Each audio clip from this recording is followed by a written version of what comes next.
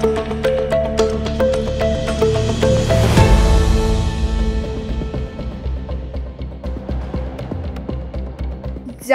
নাগরিক পার্টির যুগ্ম আহ্বায়ক সরওয়ার তুষারের বিরুদ্ধে যৌন হয়রানির অভিযোগ এনেছেন দলের সদস্য নীলা ইসরাফিল। বৃহস্পতিবার এনসিপির তদন্ত কমিটির কাছে আনুষ্ঠানিক অভিযোগপত্র জমা দেন তিনি।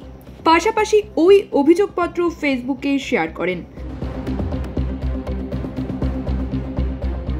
অভিযোগপত্রে বলা হয়, সরওয়ার তুষারের বিরুদ্ধে অনৈতিক, যৌন হয়রানিমূলক এবং শিষ্টাচার বহির্ভূত আচরণের অভিযোগ রয়েছে। নীলা জানান, 2024 সালের ডিসেম্বরে তিনি প্রাক্তন স্বামীর সহিংসতার শিকার হয়ে শারীরিক, মানসিক ও সাংগঠনিকভাবে বিপর্যস্ত ছিলেন। এ সময় সরওয়ার তুষার তাকে মানবিক সহায়তা দেন, কিন্তু পরে তিনি রাজনৈতিক সম্পর্ককে ব্যক্তিগত ও অনৈতিক দিকে নিয়ে যান।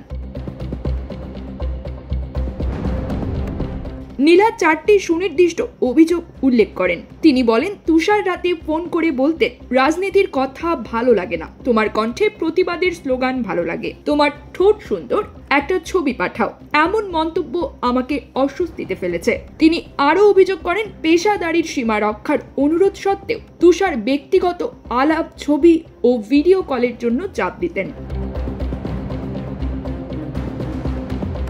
নীলা আরও বলেন, তুষার দাবি করেন, ডিবি অফিসারের কাছে আমাকে তার গার্লফ্রেন্ড বলেছেন, এটি আমার সামাজিক মর্যাদাকে হেয় করেছে। নীলা দাবি করেন, এ বিষয়ে নিরপেক্ষ, নারী বান্ধব ও স্বাধীন তদন্ত কমিটি গঠন করে সরওয়ার তুষারের বিরুদ্ধে ব্যবস্থা নেওয়া হোক। তিনি নারী কর্মীদের জন্য স্বচ্ছ ও কার্যকর অভিযোগ নিষ্পত্তি ব্যবস্থার দাবিও জানান। News desk, bridge Bangla 24।